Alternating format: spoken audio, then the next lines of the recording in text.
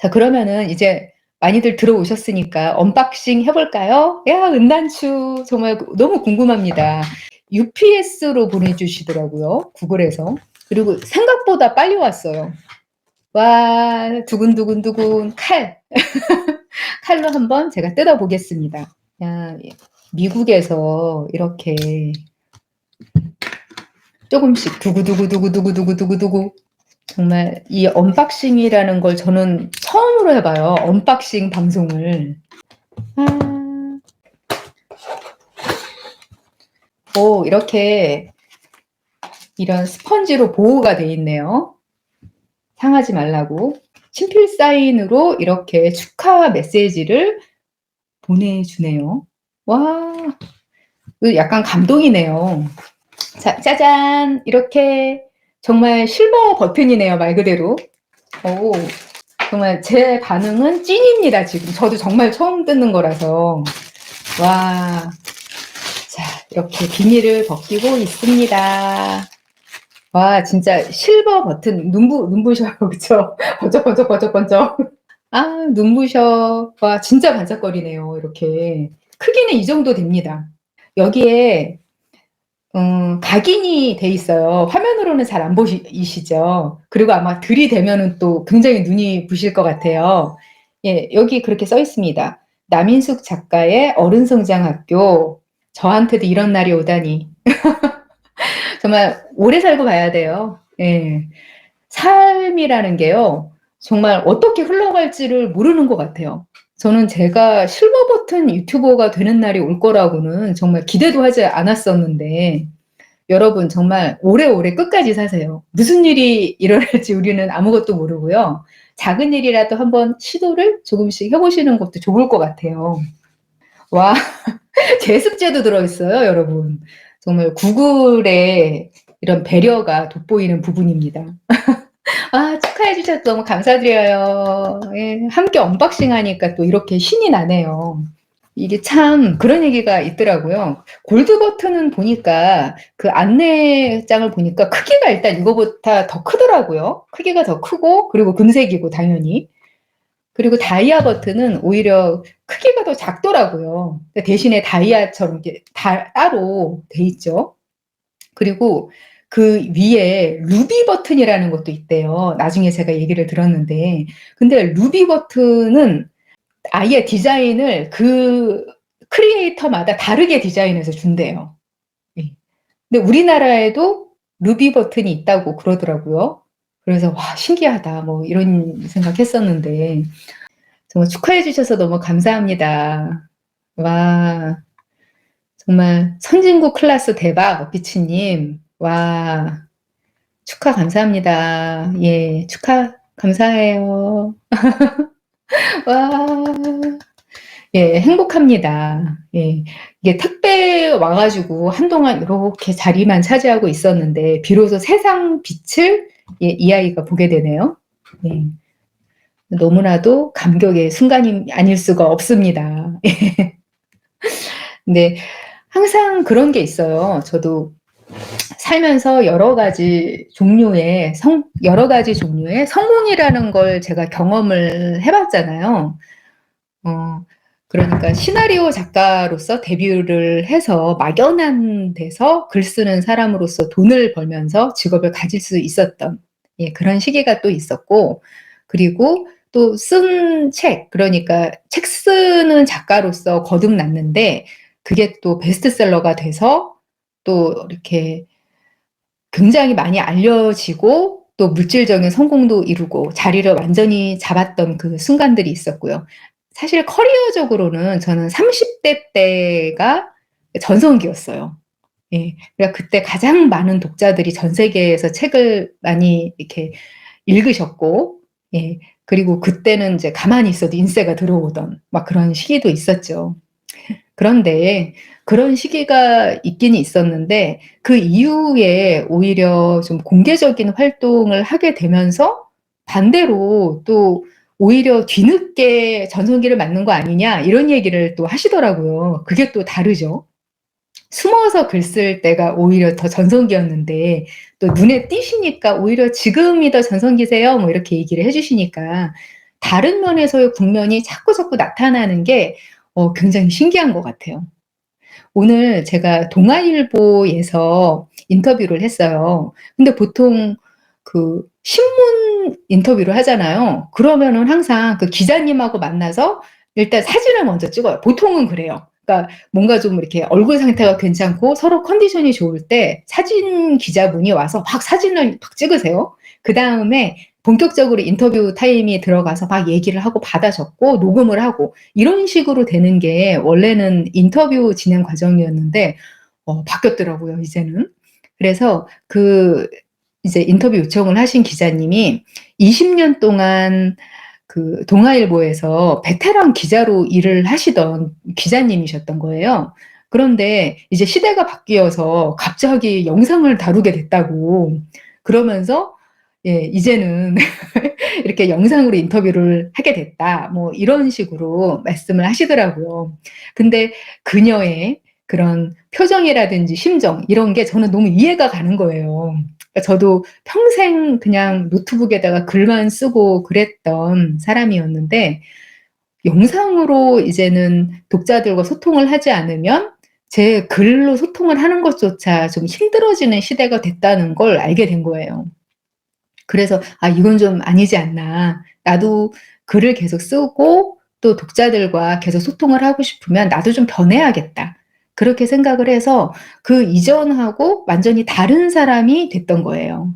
예. 그러다 보니까 유튜버가 얼떨결에 된 거예요. 그러니까 저는 사실 완전히 컴맹이고 그 이전에 노트북에 깔려 있는 프로그램이 아래 한글하고 그냥 인터넷 정도였어요. 예. 익스플로러 그때는 가장 많이 썼던 지금은 없어졌지만 그런 컴맹이 그래도 편집을 스스로 배우고 또 이렇게 업로드하고 또 자막 넣고 이러는 걸 연습을 해서 함께하게 되었어요.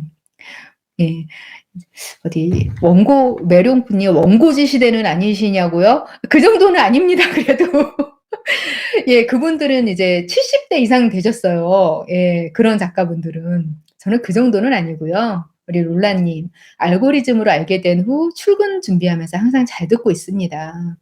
작가님 덕분에 글 쓰는 시간이 행복하다고 김정아님 우리 글쓰기 프로젝트 함께하고 계신가 봐요. 어피치님 미모 관리 어떻게 하냐고. 네, 화장하는 걸 제가 배웠습니다. 예. 이 관리를 할 게 있는지는 모르겠는데 예. 예 메론큐님 목소리 좋으시다고 또 칭찬을 해 주셨습니다. 제 나이요? 예 이거 뭐 네이버 치면은 바로 나옵니다. 굳이 숫자로. 예. 예 오늘 유난히 예뻐 보이신다고 결혼은 했습니다. 예. 결혼에 관한 그런 영상도 제가 많이 올렸죠. 네 아마겟돈 님의 질문에.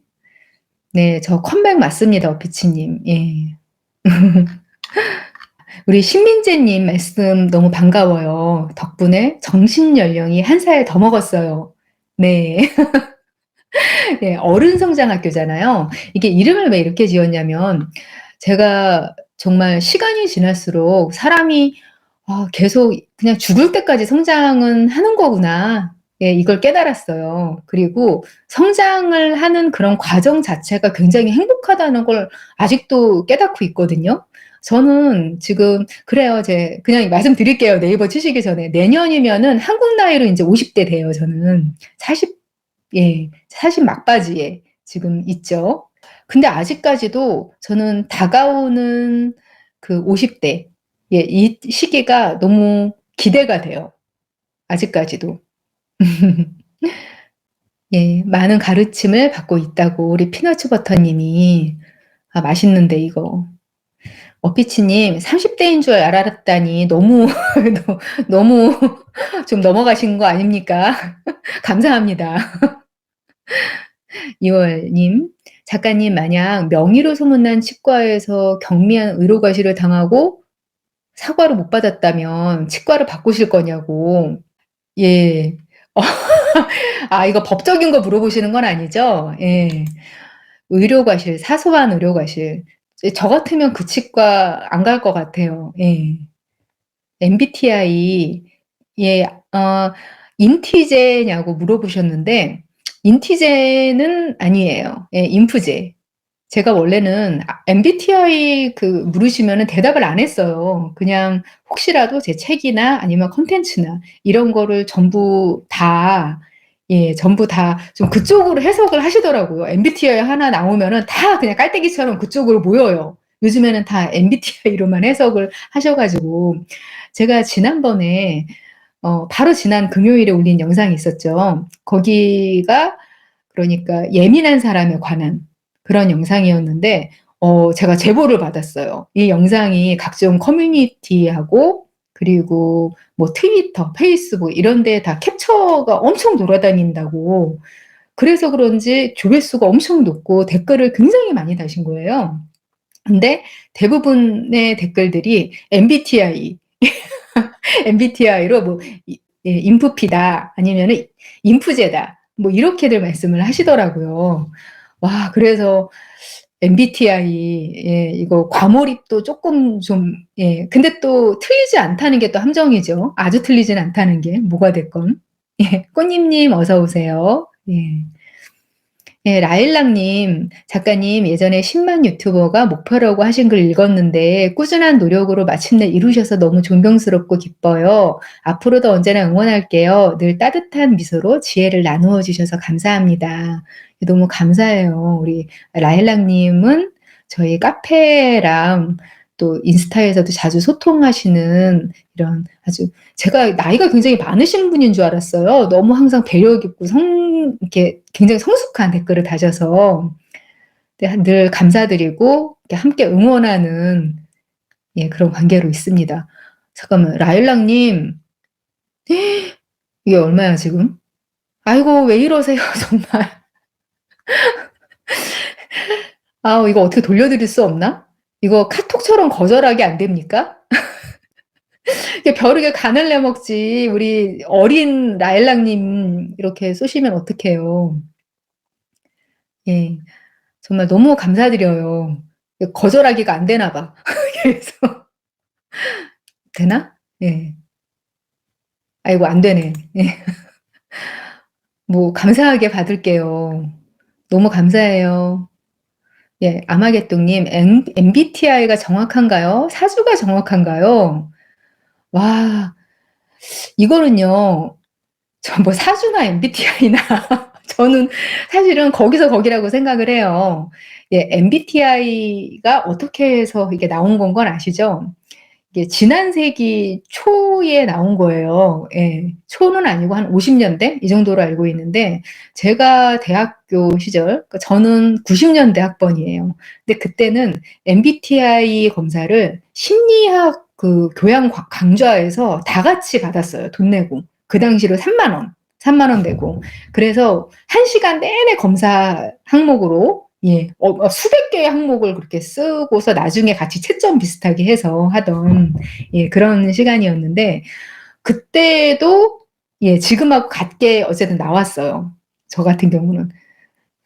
그랬던 기억이 있는데 그때만 해도 심리학계에서도 굉장히 정설 뭐 이걸로 인정을 해줬었던 것 같아요. 근데 지금은 오히려 아, 그게 아니다. 예, 좀 의심을 많이 받고 있고 좀 정통 심리학계에서는 좀 약간 과학적이지 않다. 이렇게 이야기를 하고 있죠.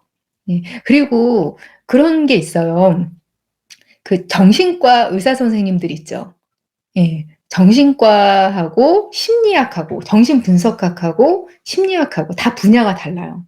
그래서 우리가 신경정신과 의사분들 이렇게 주변에 보면은 있잖아요. 병원들. 그분들은 심리학을 약간 유사과학 비슷하게 그런 인식을 갖고 계세요. 그러니까 어떤 느낌이냐면 그 그러니까 양의학의 의사분들이 한의학이 좀 약간 비과학적이다. 그렇게 평가들을 많이 하시잖아요. 근데 그런 면이 좀 있는 것 같아요. 그래서 심리학하고 정신 뭐 이런 쪽하고 좀 관점이 다르다는 거. 그렇게 아시면 좋겠어요. 우리 왈왈님 혹시 우울증 약 드셔보셨나요? 그랬는데 네, 먹어봤습니다. 예. 저도 굉장히 예민한 그런 성격이고 그래서 한때 좀 많이 힘들었을 시기에 예, 먹어봤는데요. 별거 아니에요. 예. 우리 메론교님, 심리학자는 절대 MBTI 말 안 한다고. 김선추님, 골드 버튼 받는 날까지, 와, 이렇게 응원해 주시네요. 감사합니다. 축하해 주신다고. 예, 동안이라고 우리 말씀해 주셨어요. 제가 영어로 돼 있는 거는 한 번에 딱 못 읽어가지고. 뭐라고 읽으면 됩니까? 예? 병신이요? 아니, 왜 닉네임이 이러세요? 참. MBTI 윤희님, 아까 얘기했는데, 저 인프제입니다. 그냥 처음으로 공개합니다. 제대로. 네. 윤블리로그님, 우울증약 먹어봤는데 효과 없었다고.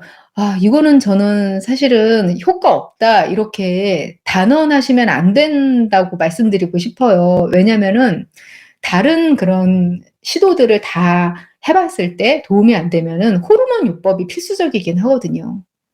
예, 그래서 저는 사실 권하는 편이거든요. 다른 여러 가지들을 할 거를 다 해봤는데도 안 된다. 그러면은 좀 전문가하고 이렇게 잘 해보셔서 맞춰보시는 것도 좋을 것 같아요. 그리고 병원을 옮겨보세요. 효과가 없으면. 그리고 약도 좀 바꿔보시고. 예. 약물 뭐 남용은 하는 건 안 좋지만 필요할 때는 반드시. 예, 그리고 중간에 단약하시면 절대 안 되고요. 아. 우리 솔라씨님 이렇게 읽는 거 맞나? 저도 인프제인데 반갑네요. 평소 영상에 위로 많이 받고 있어요. 실버 버튼 축하드려요. 아, 너무 감사합니다. 우리 레모님 안녕하세요. 인복은 타고나는 건가요? 가족 빼고는 정말 인복이 없어요. 그래서 어릴 때부터 사회생활하기 힘들었어요. 인복은요. 저는 늘 그런 것 같아요. 우리가 뭐 사주라고 하는 것들 또는 뭐 복이라고 하는 것들 뭐 이런 것들 있잖아요. 그런 것들이 사실 다 이게 성격하고 연관이 있는 것 같아요. 그래서 우리가 사주를 보면은 제가 지난번 라이브에도 얘기한 적이 있는데 사주가 4개의 네 개의 기둥이라는 뜻이잖아요. 그래서 이 기둥마다 2개의 글자들이 있어요. 그래서 시간, 그리고 날짜, 월, 연 이런 식으로 4개의 기둥으로 이루어져 있는데 그중에서 가장 사주에서 중요하게 생각하는 게 일간이라고 하는 2번째 거거든요. 그런데 이 일간이 뭘 주요 내용으로 하고 있냐면은 성격이에요. 주로 성격. 그러니까 사주에서도 어떻게 보는 거예요? 성격이 제일 중요하다. 성격이 팔자다. 이걸 제일 크게 본다고 할 수가 있겠죠. 그래서 내 성격과 태도와 그리고 삶을 바라보는 시선을 바꾸면은 사실 뭐 인복도 만들 수 있고 뭐 이렇다고 생각을 해요. 그래서 저는 제가 어른 성장학교 뭐 이렇게 지금 운영을 하고 있잖아요. 그 성장을 어떻게 하느냐에 따라서 저는 어느 정도는 좀 바꿀 수 있다라고 생각을 해요. 근데 인복을 만약에 갖고 싶으면은 그거에 노력을 해야 돼요. 근데 그 노력을 기울이는 게 사실은 그게 적성이거든요. '와 나는 사람들 그 인복을 얻기 위해서 이렇게 하기가 싫어.' 하는 사람들이 있어요. 근데 우리가 겉보기에는 뭐 노력을 하지 않는 것 같아도 그 사람들이 사람들을 위해서 쏟는 그 에너지가 분명히 있거든요. 그 에너지를 너무너무 쏟기 싫어하는 그런 분들 그리고 혼자 있는 시간이나 뭔가 내 자의로 결정을 하고 조금 더 내 맘대로 하고 싶은 마음이 더 크고 뭐 이런 분들 그런 분들이 좀 주변에 사람이 없다고 해야 되나? 이런 부분이 있는 것 같아요. 근데 저 같은 경우도 타고났다고 따지면은 인복 없어요.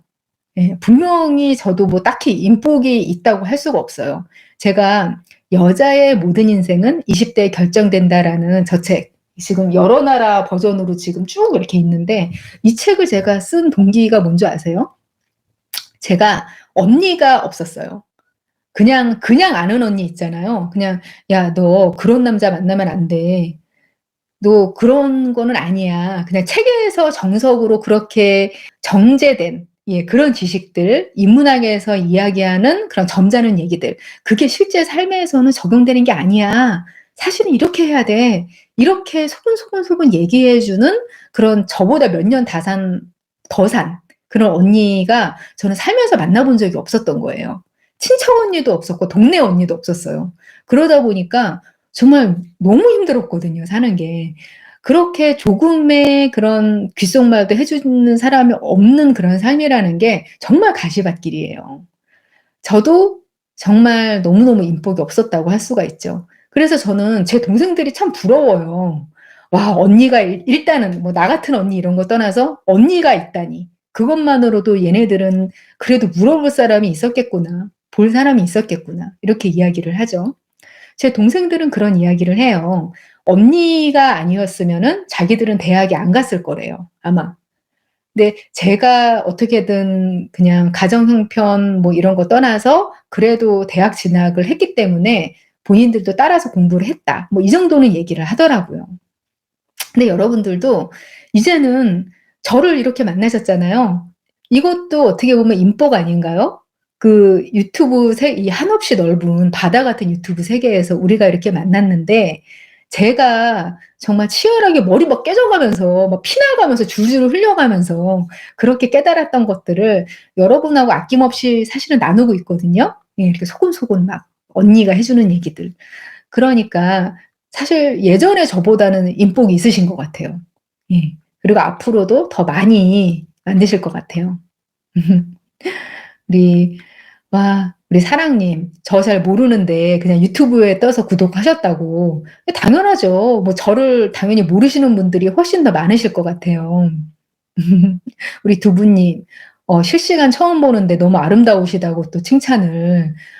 조명 이렇게 좀 침침한데 좀 잘 썼나? 조명을 감사합니다. 라이브가 더 낫나요? 지금 제가 세팅을 못 해 가지고 막 조명이 엉망인데. 감사합니다. 우리 김정아님, 제가 듣고 싶은 말 이렇게 딱 해 주시네요. 저한테 귀인이세요. 이렇게. 제가 우리 백설마녀님 채널에서 함께 귀인 얘기를 하다가 그런 얘기를 했어요. 그냥 귀인이 따로 오는 게 아니다. 그리고 그 귀인은 그냥 살다 보면 만나게 된다. 그리고 그 사람이 아주 뭐 친한 사람이나 그런 게 아니라 그냥 많은 사람들, 예, 그런 사람들 속에서 아주 느슨한 고리로 연결된 사람들이 갑자기 귀인이 돼서 나한테 기회를 척 준다.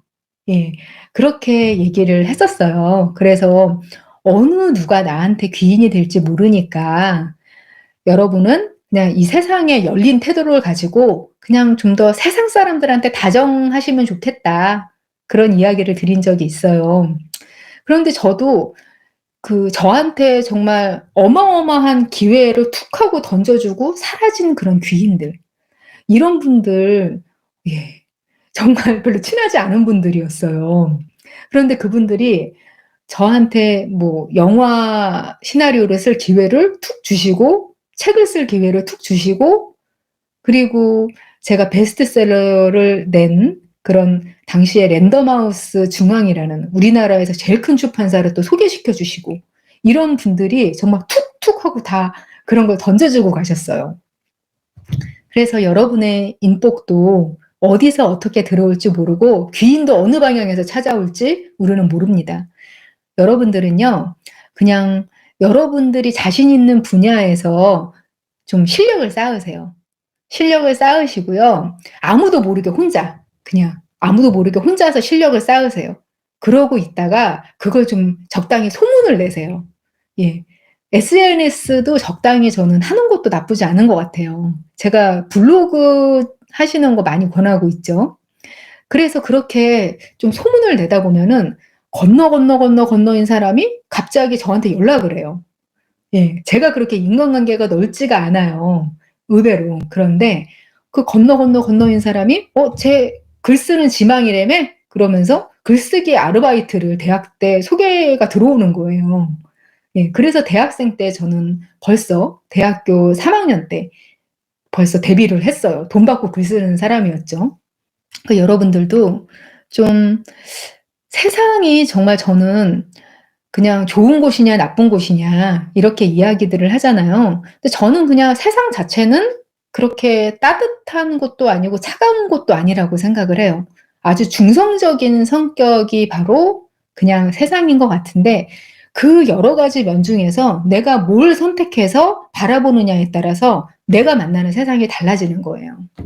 그래서 여러분들은요, 내가 어떤 세상을 선택할지를 생각하시면 돼요. 세상이 왜 이런지를 그냥 왜에 대해서 너무 고민을 안 하시면 좋겠어요. 예. 그냥 내가 무엇을 원하고 어떤 세상을 보기를 원하지? 이런 생각들을 하셔서 그걸 바라보시고 찾아내시면 돼요. 그러면은 그 세상이 정말로 나한테 와요. 내가 원하는 세상이. 뭐 시크릿이니 뭐니 뭐 그런 이론들이 다 너무 좀 젊은이들한테 강요를 하는 거 아니냐, 긍정 마인드를. 그런 시각들이 많잖아요. 근데 그건 그거고 이건 이거예요. 예. 뭔가 집단의 시각으로 봤을 때의 그런 시각하고요. 그리고 내 개인을 통해서 세상을 바라보는 시각이 저는 좀 다르다고 생각을 해요. 예. 그래서요. 어 세상의 어떤 불합리하거나 그런 것들에 대해서는 저는 귀는 좀 열려 있으면 좋겠어요. 그래서 투표라든지 그런 것들 많이 반영해 주시면은 좋겠고요, 관심을 가지고. 이 와중에 우리 비트 만수르 님이 또 이렇게 슈퍼챗을 쏴 주셨어요. 감사합니다. 예전에 작가님께서 "성공한 사람들은 의외로 귀가 얇다며 남의 말을 듣지 않는 사람들이 여러 가지 기회를 얻기 어렵다."는 말씀을 해 주신 적이 있는데요. 그 말씀을 듣고 귀를 기울여서 지난 2년 동안 좋은 기회와 인연들을 알게 되었어요. 와, 정말, 정말 이거는 슈퍼챗 때문에 감사한 게 아니에요. 예.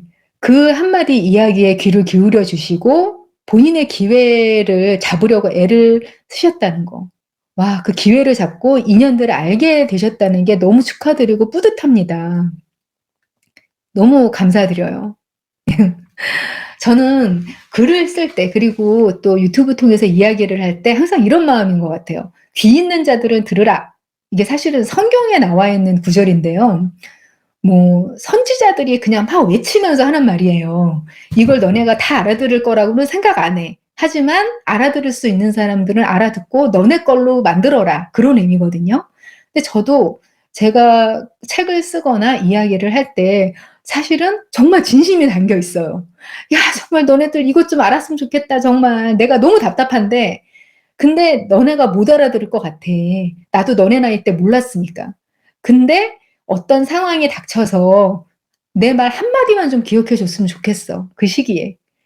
정말 갈등이 있는 시기에 선택의 시기에 이렇게 하라고 했던 그 한마디를 누가 그 순간에 딱 떠올려서 '그 순간에 구원을 받았으면 좋겠어, 네가.'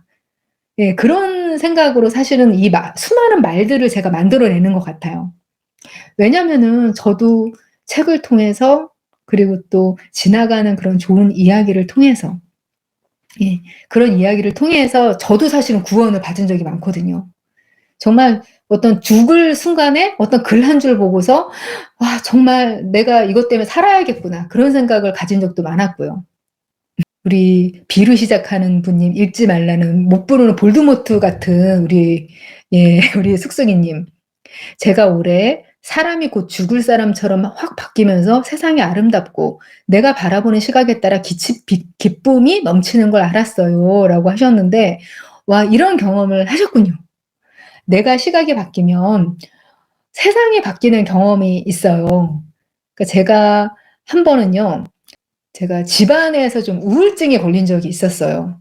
그러다가 한 번은 결심을 하고서 도서관으로 일부러 출근을 하면서 글을 쓰던 시기가 있었거든요. 근데 햇빛 받으면서 글을 쓰니까 사람이 시각이 바뀌는 거예요. 그리고 좀 긍정적으로 생각을 하고 힘을 내야겠다는 생각이 훨씬 더 잘 들더라고요. 마음이 달라져요, 정말.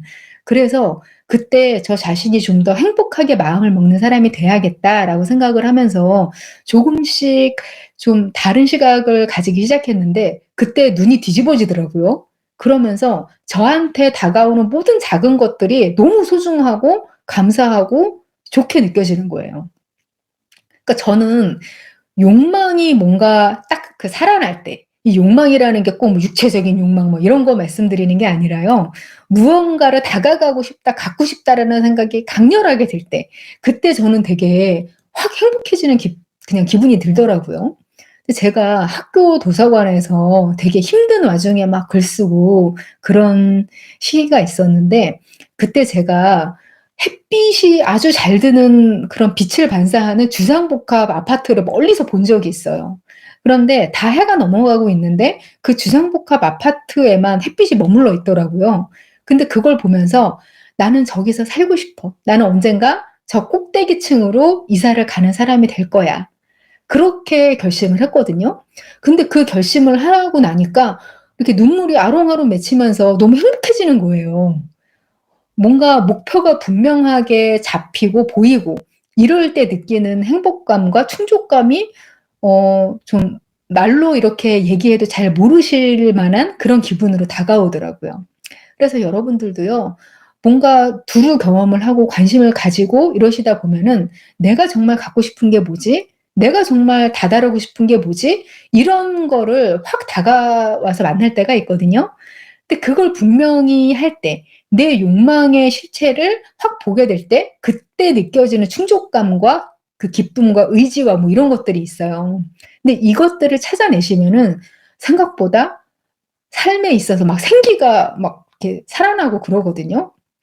근데 이거는 단순하게 '나는 100억 벌 거야. 나는 10억이 목표야.' 이거하고 조금 다른 것 같아요. 그건 굉장히 추상적이잖아요. "100억 벌어서 뭐 할 건데?" 이런 걸 물어보면요. 대답할 수 있는 분들이 그렇게 흔하지가 않으세요.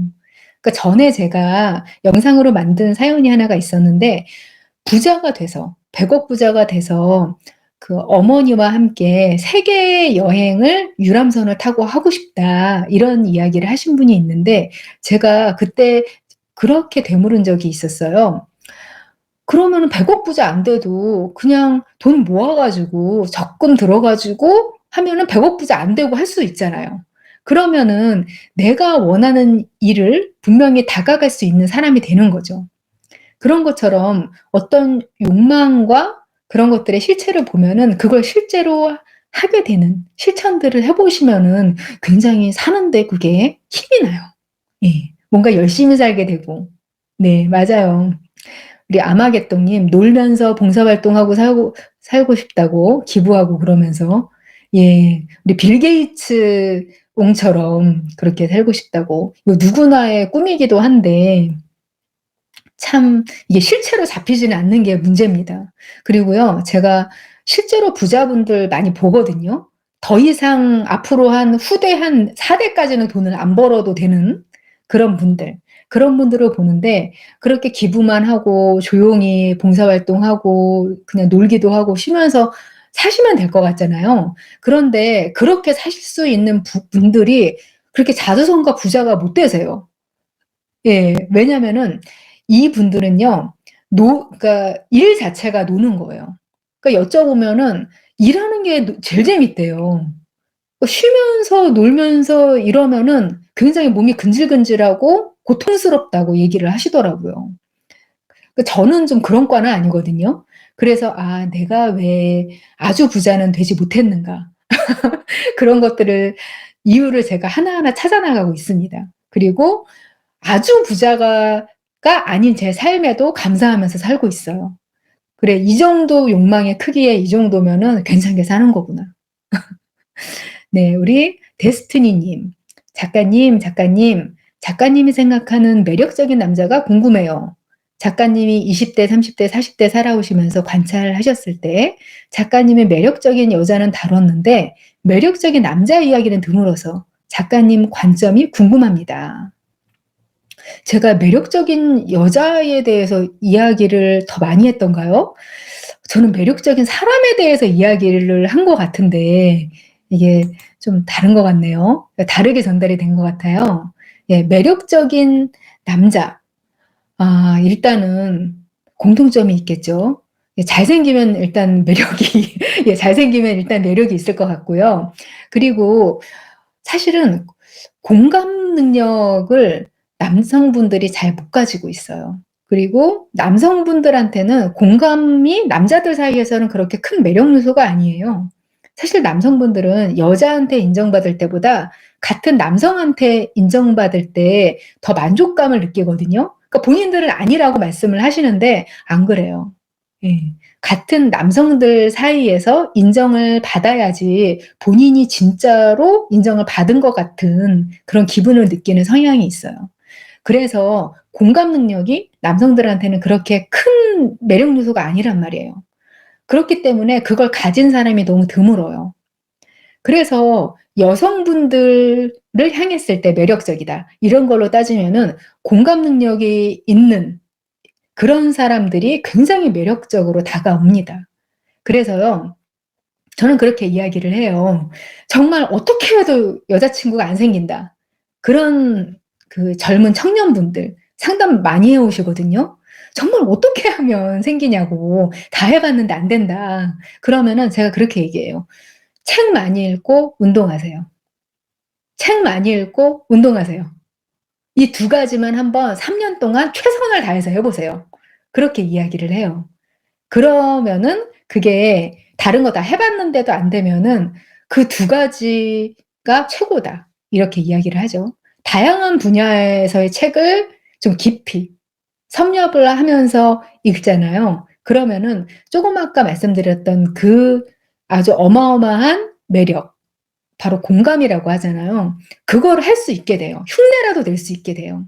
그러면서 대화를 할 수 있는 그런 게 되죠.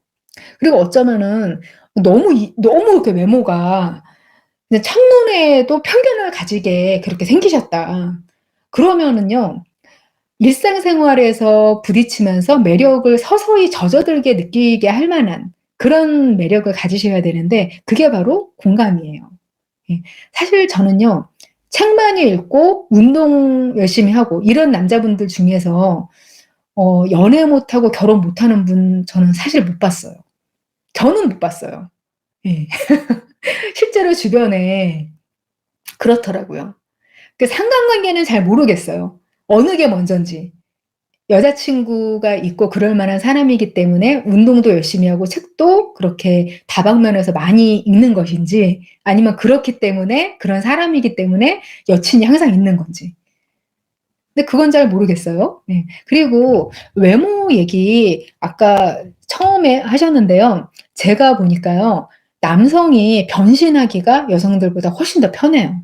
만약에 정말 여친이 꼭 생겼으면 좋겠다 하면은 외모를 어떻게 좀 할 수 있는 노력을 좀 본격적으로 해 보세요.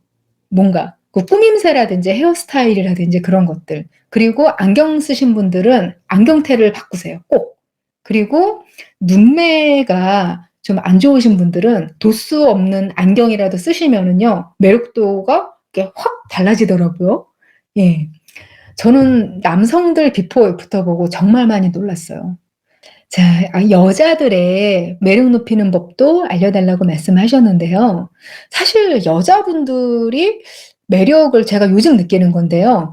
여자분들이 매력을 높이고 싶어 하는 거는 그냥 꼭 연애뿐만이 아니라 두루두루 인간관계에서 매력을 높이는 거 이런 거에 더 관심이 예 높다는 생각이 많이 들어요.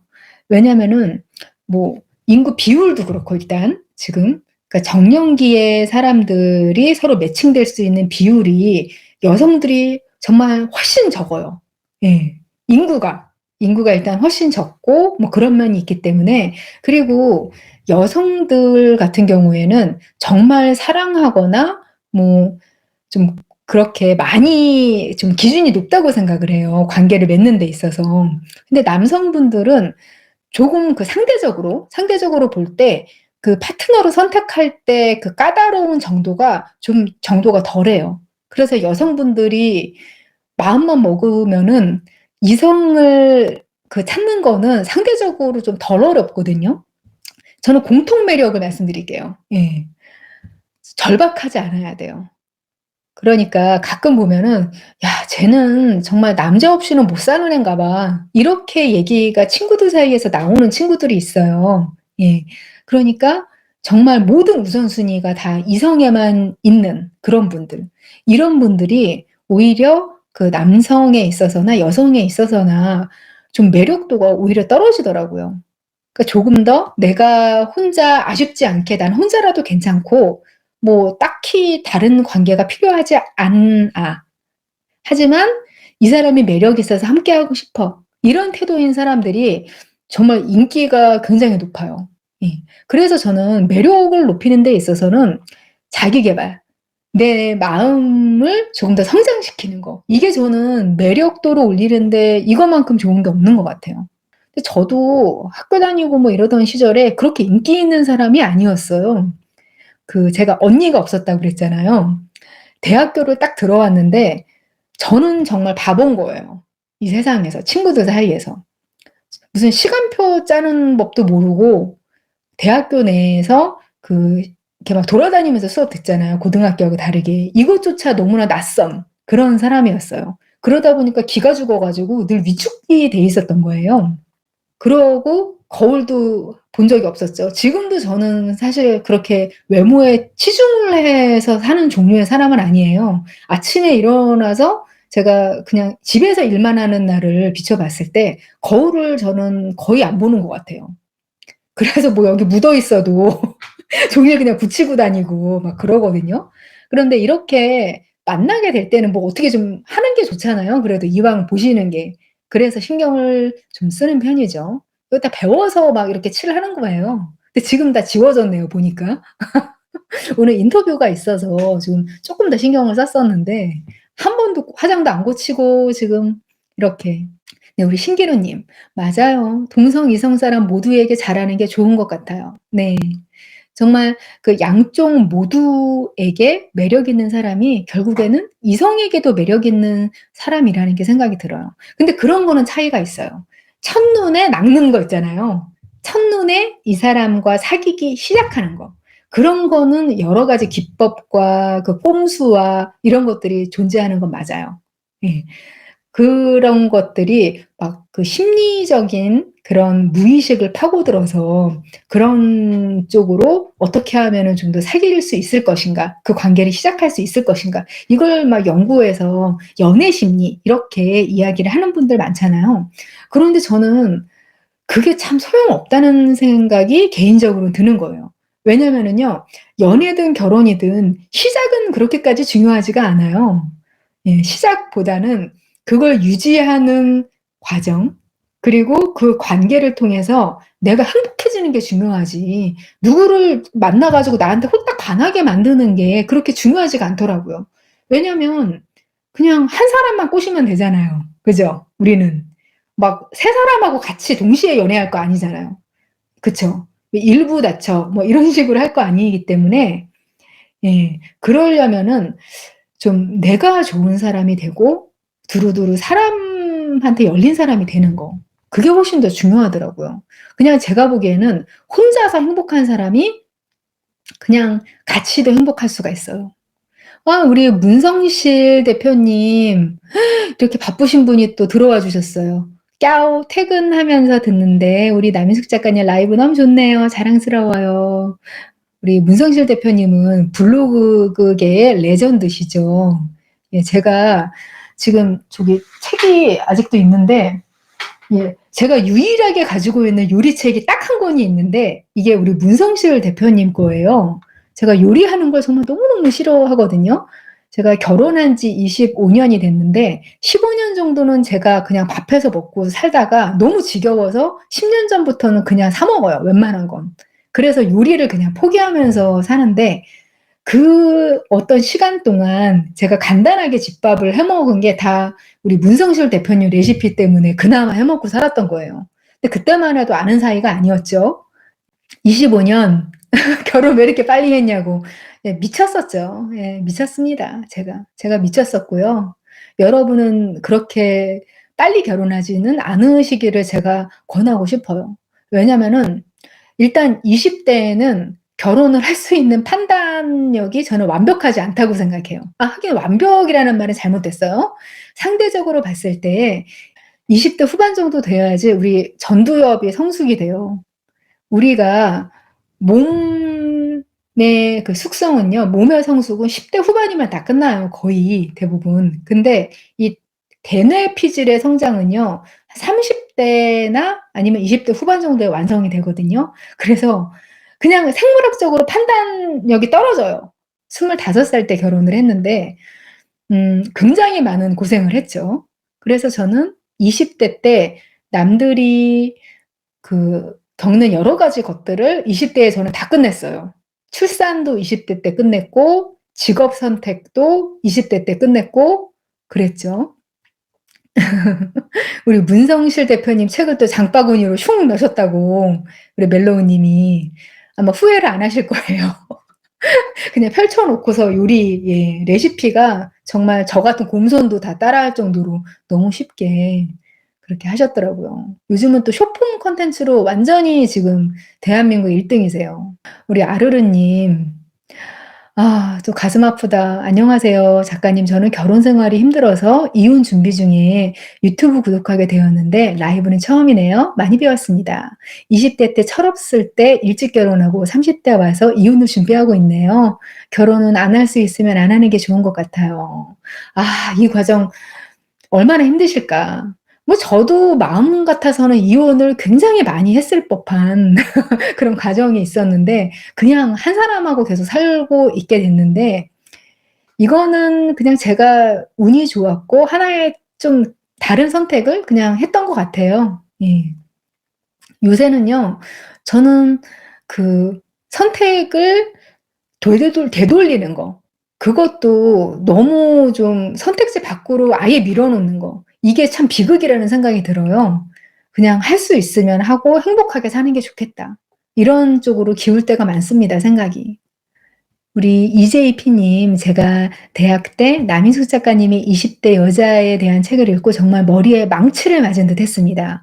이후로 신문도 열심히 읽고 좋은 직장도 가졌고요. 감동. 사실 좀 속물처럼 변했나 싶기도 한데 그게 또 어른의 삶의 한 모습이더라고요. 지금은 결혼도 하고 아이가 있는 40대지만 아직도 20년째 그 책을 가지고 있어요. 이렇게 유튜브로 알게 되니 정말 감개무량입니다. 20년째 가지고 계실 리는 없는 게 20년이 안 됐어요. 책이 나온 지가. 근데 오래되긴 했죠, 사실. 자, 너무 감사드리고 감동입니다. 또 앞으로도 또 자기 결정권을 가지고 앞으로도 좋은 삶을 사실 거라고 믿어 의심치 않습니다. 자, 우리 데스티니님. 요즘 결혼하는 주변 사람들 보면 성격은 몰라도 외모가 비슷한 구석이 많이 보이던데 작가님도 이런 거 느끼신 적이 있나요?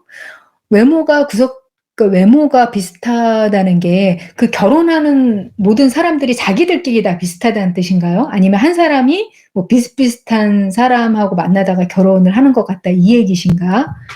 예. 제가 이해를 언뜻 잘 못하겠어요. 혹시 뭐 남자분, 여자분 이런 구분이 있으신지. 근데 요즘 분들이 멋내는 스타일이 좀 다 비슷비슷한 것 같기는 해요. 예, 그렇죠.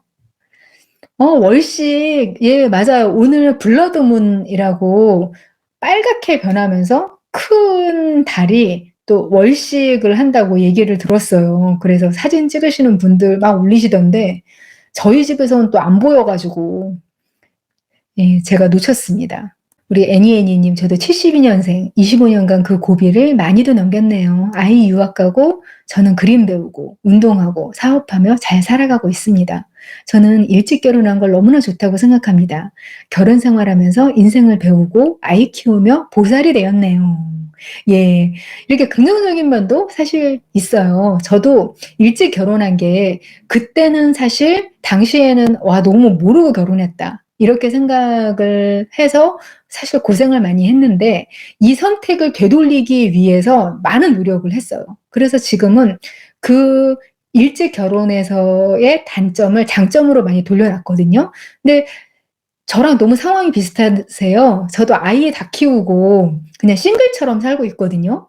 예, 남편이야 뭐 그냥 25년간 정도 살면은 이 사람이 있으나 없으나 그냥 존재감이 비슷해요, 그냥. 이 사람이 있다고 해서 뭔가 의식돼서 불편한 것도 없고 그런 게 있더라고요. 예. 그런 거는 참 장점인 것 같아요. 조금 더 일찍 자유로워진다는 거는 참 좋은 것 같습니다. 예. 어피치님, 결론은 남자를 잘 만나야 된다는. 예, 이거는 맞죠. 사람을 잘 만나야 되죠. 그래서 제가 그런 얘기를 해요. 연애나 결혼이나 어떻게 관계를 잘 할 수 있는 그런 방법론들을 제가 막 이야기를 많이 해놨거든요. 근데 거기에다 전제가 있어요. 전제가 뭐냐면은 이분이 기본적으로는 괜찮은 남자, 기본적으로는 괜찮은 여자여야 한다. 그 어느 정도 기본선 위에 이분들이 상대가 있으면은 노력을 해서 어느 정도는 원하는 만큼 같이 맞춰가면서 살 수가 있다고 생각을 해요. 예. 전 늦게 결혼했습니다. 행복하세요. 늦게 결혼하시면은 또 장점이 있죠. 그 결혼 이후의 진통이 조금 덜해요. 예. 처음에는 맞춰가느라고 너무 힘들죠. 제가 이제 한 가지 얘기만 더 하고 우리 이 시간 마치려고 해요. 예. 우리 정은찬님, 작가님, 저는 30대 후반 사업을 하는 여성인데 결혼 고민이 있습니다. 제 이상형은 대화가 통하는 남자인데 지금까지 저와 대화가 잘 통하는 사람을 보지 못했습니다. 지금 남친은 같은 분야 사업을 하고 있어 업무적으로 너무나 대화가 잘 통하는데 학력 차이로 그와 다른 대화가 전혀 안 돼서요. 직장인 친구들은 대체로 보는 시야가 다르고요. 제가 너무 눈이 높은 걸까요? 제가 이걸 다룬 콘텐츠가 하나 있는데요. 저는 '대화가 잘 통하는 남자라는 게 존재할까?' 이런 생각을 참 많이 하게 돼요. 왜냐면은 대화가 잘 통하려면은 공감대가 형성이 돼야 되는데 그 공감대라는 게 어떤 같은 환경에 있을 때 나와서 공감대가 되는 그런 부분이 있고 정말 정서적으로 잘 통해서 되는 공감대가 있거든요. 근데 남자분들이요. 그때그때마다 공감을 할 수 있는 그런 능력이 사실은 부족해요. 상대방의 감정과 기분과 이런 거를 포착을 해서 그때마다 다르게 대처하는 능력이 참으로 많이 부족하다는 이야기예요. 여성들의 기준에서 봤을 때. 그래서 '대화가 그냥 잘 통한다.'라고 어떤 상황에서나 느낄 수 있는 사람은 저는 그냥 없다라고 생각하는 게 마음이 편하겠다. 그렇게 생각을 하는 거죠. 그래서 저는 말을 서로 할 때 서로의 말을 수용을 해줄 수 있는 정도. '아 너는 그렇게 생각을 하는구나. 아 그렇네.' 이 정도로 서로 수용을 할 수 있는 그런 포용력, 그런 거를 상대방이 가지고 있고 나 역시 조금 달라도 이 사람하고는 조금 더 뭔가 통하는 부분을 만들어서라도 해 보고 싶다. 관계를 더 진전시켜 보고 싶다. 이런 생각이 들 만한 사람을 선택을 해야 된다는 거죠. 그렇게 되면은 그 관계가 점점 대화가 어느 정도는 통하는 관계로 진전이 돼요. 왜냐면 함께하는 시간이 많으면은 공감대가 형성될 만한 배경이 더 넓어지잖아요. 근데 처음부터 대화가 잘 통하는 남자? 이거 잘못하면은 서로 좀 위험해지는 경우가 있어요. 그냥 경험만 공유하기 때문에 할 이야기가 많은 것에 불과할 가능성이 커지거든요. 그렇게 해서 대화가 잘 통한다고 해서 결혼을 했는데 어 다른 부분에서는 얘기가 하나도 안 통하는 거예요. 왜냐면 수용을 해 주지 않으니까. 남자와 여자가 만나서 결혼을 하거나 연애를 좀 깊이 하거나 이런 관계일 때는요.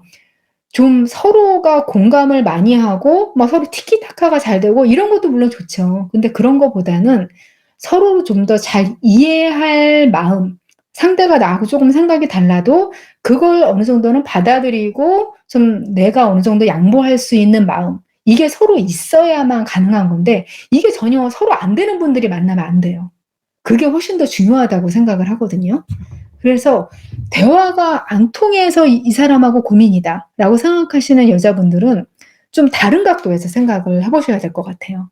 대화는 안 통하지만 '나 이 사람하고 쪼금 대화를 통하게 만들 용의가 있을 만큼 이 사람이 괜찮아.'라고 생각을 하시는지, 그리고 그 사람이 좀 수용할 만한 그런 마음의 그릇이 되는 사람인지, 이게 더 우선적으로 봐야 될 내용인 것 같아요.